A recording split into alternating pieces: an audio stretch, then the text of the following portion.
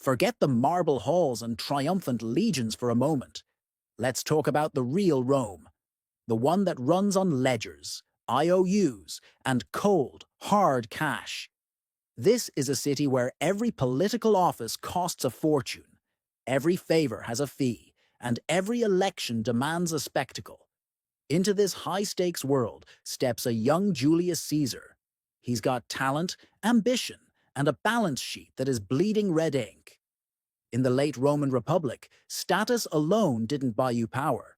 Power was a business model. You had to spend staggering amounts of money just to get noticed, and you borrowed even more to keep spending.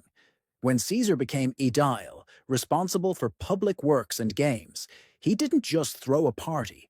He turned public entertainment into his personal brand. He filled the streets with lavish processions and gladiator games that made the old guard senators grind their teeth in envy. The crowds roared his name, but the bills just kept climbing. Rome was learning that Caesar could sell a vision. And more importantly, his creditors were learning he could sell one to them too. In ancient Rome, debt wasn't necessarily a source of shame. It was leverage. The catch was timing. A lender wants their money back now. But a politician's return on investment, votes, reputation, a path to higher office, comes much, much later. Caesar just kept stacking the later. He financed feasts and festivals with money he didn't have because the prize he wanted wasn't cash. It was power. The numbers became terrifying. By the middle of his career, he owed tens of millions of sesterces. Interest was ticking up, and patience was wearing thin. This is where the richest man in Rome, Marcus Licinius Crassus, enters the story. Crassus didn't necessarily like Caesar's flashy style, but he understood the power of money. He'd made his fortune on real estate, private fire brigades, and shrewd loans. Crassus knew that a client who owes you his entire career is a far better asset than a warehouse full of silver. So, he backed Caesar when no one else would. He co-signed his loans and calmed the pack of creditors circling him. This wasn't charity, it was an investment. Crassus was buying influence, and Caesar was the most promising stock on the market. It was a simple trade. Caesar got the breathing room he needed to survive, and Crassus got a rising political star who could pass laws and tilt the field against his rivals. Credit became politics, and politics became credit. This alliance soon pulled in the third key player, Pompey the Great, the most celebrated general of his time. The Senate kept trying to sideline him, refusing to grant land for his veteran soldiers or ratify his political arrangements in the East. The old guard wouldn't budge, so Caesar walked in with a solution. If the establishment won't sign off, a new machine will. But before that machine could truly get going, Caesar had to survive one more financial squeeze. He ran for the office of Pontifex Maximus, the chief priest of Rome, with a campaign so expensive it would have bankrupted a more cautious man. He won in a landslide, but was immediately hit with a tidal wave of bills. That's when Crassus stepped in again, making the message crystal clear. Your future is tied to ours.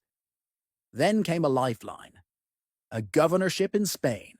This wasn't just an honor, it was Caesar's chance to finally balance his books.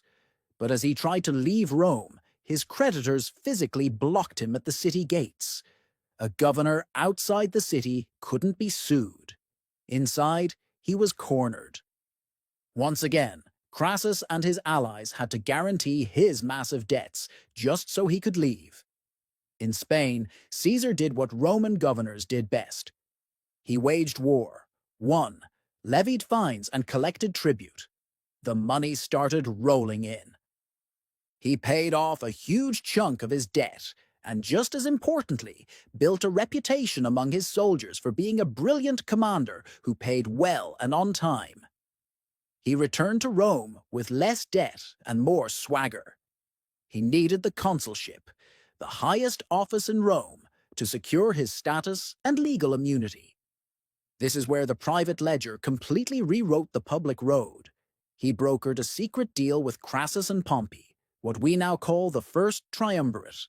It wasn't a formal government, but an agreement to use their combined power to push through each other's agendas. Land for Pompey's veterans, tax breaks for Crassus's allies, and for Caesar the consulship, followed by a long-term command in Gaul. The Senate called it a conspiracy. His bankers probably called it collateral. To the Roman elite, Gaul looked like a remote frontier assignment, but to a man who understood debt, it looked like a gold mine. In Gaul, Caesar transformed war into a cash flow machine.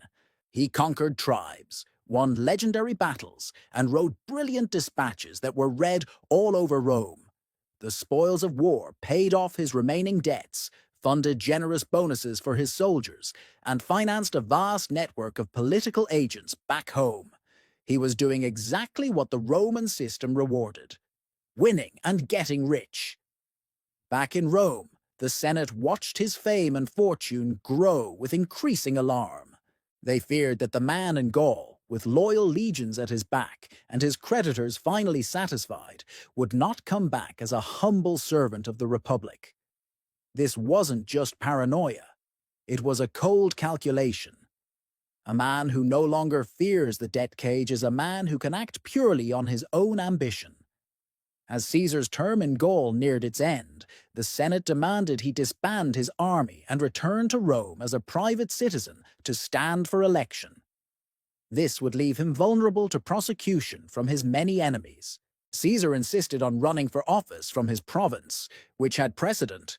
But the real issue wasn't the law, it was risk. One path meant potential exile or prison. The other meant civil war. Thinking like the lifelong debtor he was, Caesar chose the path that kept his leverage. Then, the delicate balance of power shattered. Crassus was killed on campaign in the east. He was the glue holding the triumvirate together. Without him, Pompey drifted back towards the Senate. Caesar saw the writing on the wall. Any compromise now would mean his personal ruin. But he also knew his army was paid, loyal, and bound to him by years of shared victory and profit. When the Senate finally declared him an enemy of the state, he made the choice that would change the world. He marched his army to a small river called the Rubicon. Crossing it with an army was an irreversible act of treason. He famously paused and then declared, "The die is cast." This wasn't just poetry, it was a gambler's phrase. He was betting everything on a final, high-stakes play. He marched on Rome, seizing the state treasury. Keep your eye on the money. By controlling the public funds, he could pay his soldiers and signal that he, not the fleeing senators, was the new power in charge. He introduced debt relief measures, winning support from the populace. At every step, his financial savvy drove his military and political strategy. So, was the fall of the Republic all about one man's debt? No, it was also about pride, fear, and clashing ideals. But if you trace the money, you see how it shaped every turn. Debt drove Caesar's ambition, tied him to Crassus, made Gaul his power base, and made crossing the Rubicon seem like a rational choice. The Republic was a complex web of financial obligations. When that web broke, the man who knew how to game the system rewrote the entire ledger.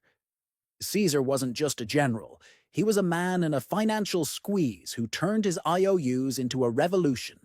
Thanks for watching.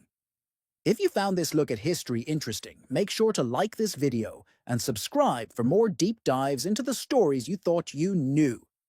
See you next time.